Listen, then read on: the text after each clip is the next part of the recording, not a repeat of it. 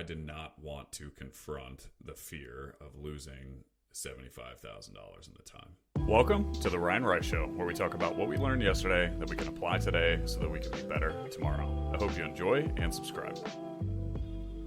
What's up, everyone? Happy Saturday morning, or any other day of the week, or time of day. Today, I want to tell a story about how fear made me lose over $100,000, which is never fun. For some people, that may not be a lot of money. For other people, that may be significant, life-changing money. For any entrepreneur, however, I think what we strive to do most is to avoid losing money. And I have certainly made some mistakes in my entrepreneurial career that have lost me money. And this particular one was pretty painful. And I had some lessons out of it. And so I wanted to share those lessons with you in the event that they may be helpful. Who am I? My name is Ryan Rice. I'm a full-time real estate investor. I run a real estate investment company where I flip houses, I wholesale real estate, and I buy and hold rentals. I spent over a decade working for a Fortune 30 company, and I did the absolutely bananas thing where I left a secure multi-six-figure salary to try to do something on my own because I'm a crazy person.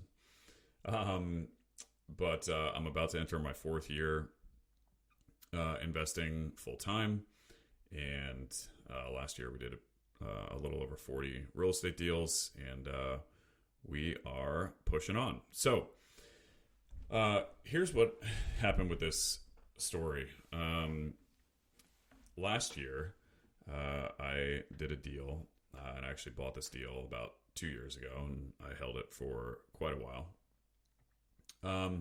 But I ended up buying a deal, and I was going to do a big addition on it and make it into this, house that was going to be worth well over $1 million. Well, I ran into some operational issues, which will be a story for another time. But long story short, I just had too many projects going on, and so I decided that I was not going to do this big addition, which was going to take forever. And due to the operational issues, I had already held this property for a very long time, and it was a very expensive property. I bought it for over $500,000. And so it costed a lot of money to hold it. And when I decided just that instead of doing an addition, I was just going to renovate it as is, before I started doing that, and what I mean by renovating it as is, not doing an addition, just renovate it within its current, four walls, as opposed to try to expand it. Before I did that, I put it on the market to see if I could sell it. So I bought it for $540,000, and I put it on the market. I think I put it on the market around like $600,000, and I got an offer at $585,000. Granted, this, keep in mind, this is probably 6 to 8 months after I bought it, so I've already incurred some costs. And I knew I was going to lose some money on this deal anyway. I think to break even, I would have had to sell it at like $620, $630, which is probably unrealistic 6 to 8 months later. But I got an offer for $585, and I paid $540 for it. So, 6 to 8 months later, someone's already willing to pay, a good amount more than what I bought for it. And they were using financing. Because they were using financing, of course, they did an appraisal, and the appraisal came back at $565, which means that I was going to have to lower my purchase price, or they were going to have to bring extra cash to the table. They told me that they did not want to bring extra cash to the table, and they actually were going to bring $10,000 of the $20,000 of extra cash to the table. And at that time, had I just accepted and dropped down, and granted, this was this was a $10,000 difference. Had I simply accepted, I think I would have lost maybe 70 to 75 grand on that deal, which sucks. And Nobody wants to do that. But had I said, yep, that's cool, let's move forward, I would have lost around 75 grand. What I ended up doing is I said, no, I'm not going to accept that. And I threw it back on the market. It didn't sell. And I ended up renovating it. And I actually ended up losing a lot more than 75,000. I took a loss well over 100 grand. And, reflecting back on when I finally sold that property at the end of last year, so I ended up holding it for probably a year and a half, which property that expensive. Those of you that invest in real estate can only imagine the holding costs of a property like that. And I actually had to reach out to my realtor to remember all the facts because I didn't remember some of the details. I just remember when I sold it, I was very relieved. Wasn't happy because I lost well over 100K. But it had been so long, I didn't remember all the details. So I had to go gather some of the details because I knew there was a lesson embedded in here somewhere, and I wanted to make sure that I walked away with it. So I got all the details, and that included about, where we were in contract, what it appraised for, the decision that I made at the time, which, resulted in the end outcome. And the reason why I said no, and I threw it back on the market and then decided to renovate it, which, by the way, when I renovated it, I threw another $125,000 into the property, and then I held it for, twice as long as I had held it at the time. So it ended up being a pretty terrible decision, but here's why I made the decision when I did, and what I learned from that decision, and how I'm going to make sure I don't ever make a decision like that again. And hopefully this will help you as well in the event that you're ever in a similar scenario. The reason why I chose to throw it back on the market is because what I now realize is I did not want to confront the fear of losing $75,000 in the time. And so because I didn't want to confront the fear of that, I didn't go on and do all of the work that I should have to weigh the probability of at least getting my money back out, if not trying to make even more money. And I went and I looked at a couple houses in the neighborhood, and I emotionally justified why there was no way I was going to lose more than $75,000. And in fact, if I renovated it, I actually thought that I had a chance of breaking even as opposed to losing, 75 grand. And so that's ultimately the reason why I did that. But there were steps that I didn't take to go confirm that, I had a chance to break even. I just looked at a couple houses that had sold in this neighborhood, and I emotionally justified why that was a good idea. Real quick, as you guys know, I just recently started this podcast. If you could give it a rating with a quick tap of the thumb, that would mean the world to me. And even more importantly, it could help spread the word to a broader audience, which in turn could help change a life. Thank you so much, and let's get back to the show. But as I think back, the main reason why I didn't sell it for a $75,000 loss at the time is because I was feeling so much pain and so much fear about the idea of losing $75,000. And so maybe there was even a little bit of ego in there as well. And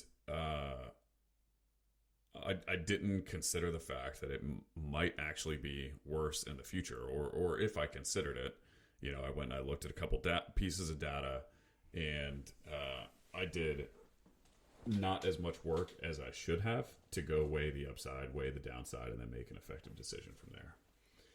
And I think, as simple as it sounds, had I confronted the idea that I might actually lose $75,000, and had I gotten comfortable with that idea in the moment, and because in the moment, imagine I'd never lost $75,000 on a deal before, and it scared the shit out of me, right?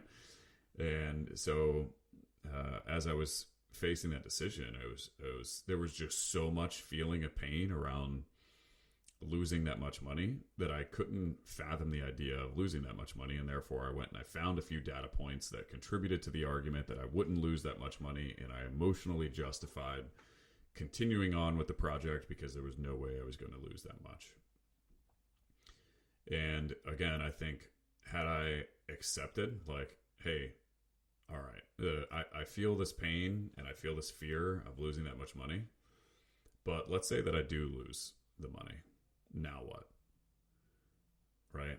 If I lose $75,000, and if I looked the pain and the fear of losing that much money right in the face, and I said, oh, yeah, I accept it. Now what? Then I think I would have then taken all of the extra time to do even more due diligence to go better assess my current situation and actually see what the probabilities were.